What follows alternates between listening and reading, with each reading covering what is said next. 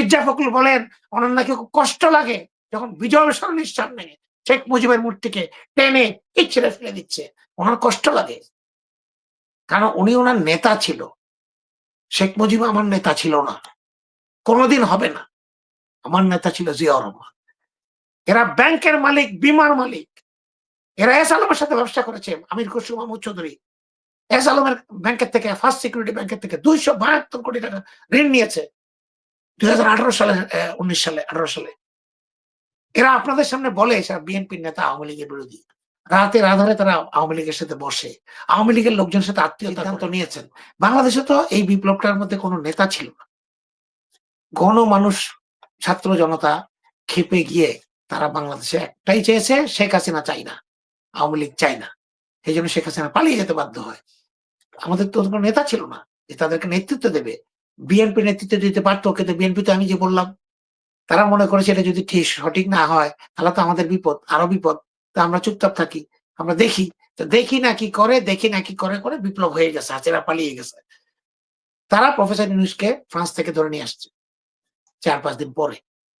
সেই প্রফেসর ইউনূস এখন ক্ষমতায় আছে। কয়েকজন বললেন ওনার কাছে এত মধু লাগে। আমার মনে হয় না বাংলাদেশের রাষ্ট্র ক্ষমতায় থাকার জন্য প্রফেসর ইউনূসের বিশেষ কোনো আগ্রহ থাকতে পারে। ভাই, যখন বয়স হয়ে যায় মানুষের, তখন কিন্তু অনেক কিছুর আগ্রহ থাকে না। আমার নিজেরই যখন বয়স হচ্ছে, আমি কিন্তু অনেক কিছুর আগ্রহ পাই না। আগে যেটা দৌড়াই যেতাম, এখন যাই না, ইচ্ছা করে না। ওনারও নিশ্চয়ই এরকম লাগে। আমরা ভুল যেন না বুঝি, উনি একজন আন্তর্জাতিক খ্যাতিসম্পন্ন মানুষ, উনি নির্দলীয়, আর উনি তো আমাদের মনোভাবাপন্ন। উনি তো বেগম খালেদা জিয়াকে অত্যন্ত সম্মান করেন, তারেক রহমানকে অত্যন্ত পছন্দ করেন। সমস্যাটা কোথায়? উনি তো আমাদের বিরোধী না, আমরা কেন ওনাকে আমাদের বিরোধী পক্ষে ঠেলে দিচ্ছি? ওনা কেন আমরা কাছে রাখছি না? বারবার বলছি, তারেক রহমান প্রত্যেক সপ্তাহে কেন ওনার সাথে কথা বলেন না? কেন উনি বাংলাদেশে এসে ওনার সাথে মিটিং করেন না? যে আপনার সাথে আমি আছি, আমরা আছি, আমার দল আছে, আপনি সবকিছু অ্যারেঞ্জ করে নতুন নির্বাচন দেন, সংস্কার করে নির্বাচন দেন। সংস্কারটা যে করবে, সবাই যদি সমর্থন না দেয়, সংস্কার কিভাবে করবে? প্রথম কথা তো সবার মনের সংস্কার করতে হবে। যে একটা ভদ্রলোক বললেন, আমাদের মনের সংস্কারটা করতে আমাদের গোল্ডফিশ মেমোরি জাতি। আমরা খুব শর্ট টাইমে ভুলে যাই, খুব শর্ট টাইমে ভালো জিনিসটা ভুলে যাই, খুব শর্ট টাইমে খারাপ জিনিসটা ভুলে যাই। এটা আমাদের স্পেশালিটি এই অঞ্চলের, আমাদের বাংলাদেশের মানুষের। আমরা অলমোস্ট ভুলে গেছি শেখ হাসিনা কি ছিল, কি করেছিল। আমি কিছু ভিডিও শেয়ার করেছি গত কয়েকদিনে, ইচ্ছা করে শেয়ার করেছি, আরো করব। হাসিনা এবং তার সাঙ্গপাঙ্গদের যে অকথ্য, মুখের ভাষায় প্রকাশের অযোগ্য ভাষা তারা জিয়াউর রহমানকে নিয়ে ব্যবহার করত, বিএনপি কে নিয়ে ব্যবহার করত, তারেক রহমানকে নিয়ে ব্যবহার করত, সেগুলো তারা ডেইলি বেসিসে টিভিতে অনুষ্ঠানে বলতো। তারপরেও বিএনপি নেতারা বলছে আওয়ামী লীগের মধ্যে ভালো লোক আছে, আওয়ামী লীগ থাকলে অসুবিধা নাই। আমাদের মির্জা ফখরুল বলেন ওনার নাকি খুব কষ্ট লাগে যখন বিজয় সরণির সামনে শেখ মুজিবের মূর্তিকে টেনে ছিঁড়ে ফেলে দিচ্ছে, ওনার কষ্ট লাগে। কারণ উনি ওনার নেতা ছিল। শেখ মুজিব আমার নেতা ছিল না, কোনোদিন হবে না। আমার নেতা ছিল জিয়াউর রহমান। যে জিয়াউর রহমানকে যে অসম্মান করবে, রাজাকার বলবে, স্বাধীনতার ঘোষকের স্বাধীনতার পদক ছিনিয়ে নেওয়ার চেষ্টা করবে, তারা আমার বন্ধু হতে পারে না। ক্ষমতায় কেন, জলে বেহেশতে যাওয়ার জন্য আমি তাদের সাথে আপনার আপোষ করব না। যদি বলে যে আওয়ামী লীগের সাথে তুমি গেলে তুমি বেহেশতে যাবা, আমি চাই না, আমি দোজখে দেন ভাই। আওয়ামী লীগের সাথে আমি বেহেশতে যেতে চাই না। এই মেন্টালিটি রাখেন প্লিজ। আমি বিএনপির যারা সমর্থক কর্মী, যারা বিএনপি কে পছন্দ করে, ভালোবাসে, যারা কোনো কিছু না পেয়েও বিএনপি করে, তাদের কাছে অনুরোধ করবো এইসব নেতাকে প্রতিহত করেন। এরা ব্যাংকের মালিক, বিমার মালিক। এরা এস আলমের সাথে ব্যবসা করেছে, আমির খসরু মাহমুদ চৌধুরী এস আলমের ব্যাংকের থেকে, ফার্স্ট সিকিউরিটি ব্যাংকের থেকে 272 কোটি টাকা ঋণ নিয়েছে 2018 সালে, 19 সালে, 18 সালে। এরা আপনাদের সামনে বলে বিএনপির নেতা, আওয়ামী লীগের বিরোধী। রাতের আধারে তারা আওয়ামী লীগের সাথে বসে, আওয়ামী লীগের লোকজনের সাথে আত্মীয়তা করে, আওয়ামী লীগের লোকজনের সাথে বিয়ে শাদী দেয় ছেলে মেয়ের। তাদের নির্দেশ, তাদের আদেশ মেনে আমাদেরকে চলতে হয়। আমরা তাদের আদেশ মানবো না। আমরা বিএনপিতে জিয়াউর রহমান, তারেক জিয়া, খালেদা জিয়া, 3 জনের নেতৃত্ব ছাড়া, আদেশ ছাড়া কারো আদেশ মানবো না। কেউ আমাদের নেতা না। সবাই আমাদের সহকর্মী।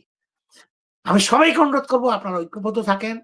আমাদের দলের বিরুদ্ধে চাঁদাবাজি এই সেই এগুলা প্রোপাগান্ডা চলছে, এগুলো আপনারা প্রতিহত করেন।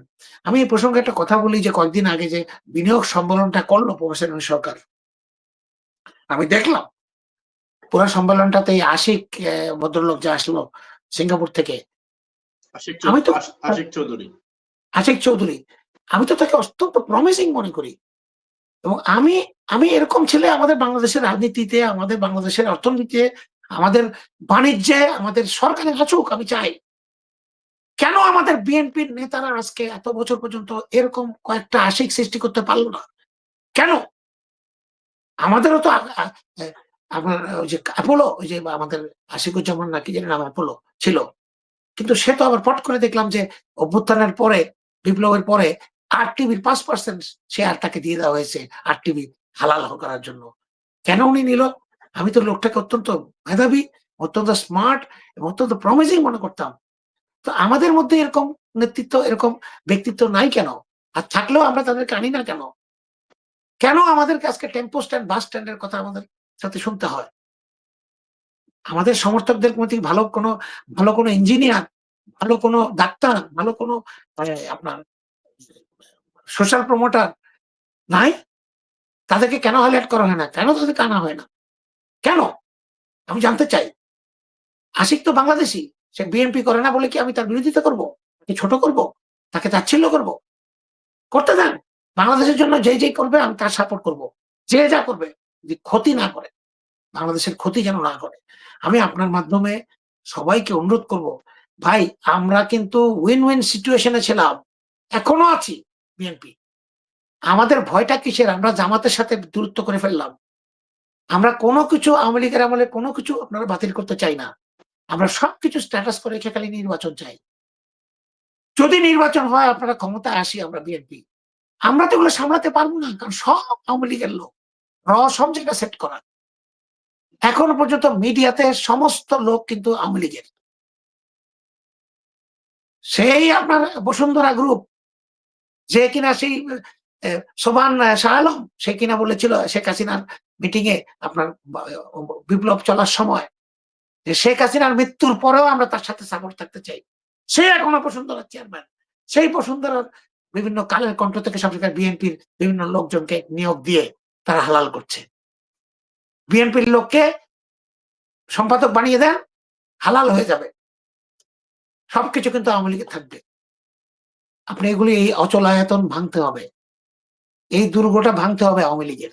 না ভাঙলে আপনার কোনো লাভ হবে না। আপনি ক্ষমতায় আসবেন, আর্মি, নেভি, এয়ারফোর্স, প্রশাসন সব আওয়ামী লীগের। আপনি কিভাবে চালাবেন? আওয়ামী লীগকে তো আপনি নিষিদ্ধ করছেন না। তারা তো আন্দোলন করবে। একজন বললেন শেখ হাসিনার কথা বলবেন না। কেন বলবো না ভাই? শেখ হাসিনা তো যেভাবে চলছে যদি বিচার করে তাকে রায় দিয়ে তাকে নিষিদ্ধ না করেন, দল নিষিদ্ধ না করেন, তাকে নির্বাচন করতে দেন, তারা তো বিরোধী দলে যাবে। এবার বিরোধী দল ৬ মাস ১ বছর পর তীব্র আন্দোলন করে বিএনপিকে উঠিয়ে আবার ক্ষমতায়। তো বাংলাদেশের জনগণ কি এভাবে করে ধারে ধারে ঘুরবে বছর পর বছর আশায় আশায়? মির্জা ফখরুল বলেছেন জনগণ সংস্কার কি বোঝে না, তারা খালি ডাল ভাত বোঝে। জনগণ সংস্কার কি বোঝে না, আপনি তো বোঝেন। এই জন্য তো আপনি নেতা, এই জন্য তো আপনি প্রফেসর ছিলেন, এই জন্য তো আপনি ১৫ বছর ধরে বাংলাদেশের সবচেয়ে বড় দলের মহাসচিব। আপনি তো বোঝেন, আপনি তাদের জন্য করেন। জনগণ তো বোঝার দরকার নাই। আমরা যারা রাজনীতি করি, রাজনীতিবিদ, কথা বলি, জানি, লিখি, আমরা তো বুঝি। আমরা তাদেরকে বোঝাবো, আমরা তাদেরকে জানাবো। তারা বোঝে না, পট করে নির্বাচন দিয়ে দেবে। নির্বাচন দিয়ে দিলেই কি সব সমস্যার সমাধান হয়ে যাবে? হ্যাঁ, নির্বাচন দিতে হবে। obviously নির্বাচন দিতে হবে ইমিডিয়েটলি। নির্বাচন দিয়ে বাংলাদেশকে একটা জায়গায় নিতে হবে, ভালো জায়গায়। কিন্তু তার আগে ঐক্যমত্য করতে হবে। আওয়ামী লীগ ছাড়া বাকি সবাইকে আপনি, জাতীয় পার্টি আওয়ামী লীগকে ছাড়া সবাইকে নিয়ে ঐক্যমত্য করতে হবে যে আমরা দেশটাকে এভাবে চালাবো এবং সবাই মিলেমিশে আমরা কাজ করব। তারেক রহমান যেটা বলেছেন, এটা করলে বাংলাদেশ সামনের দিকে এগিয়ে যাবে।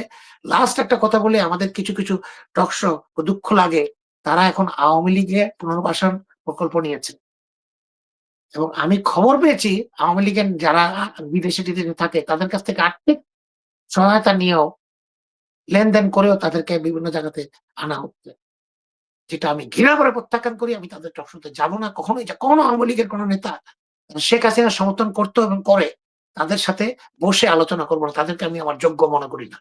তাদের বাংলাদেশের রাজনীতিতে কথা বলার কোনো অধিকার নাই।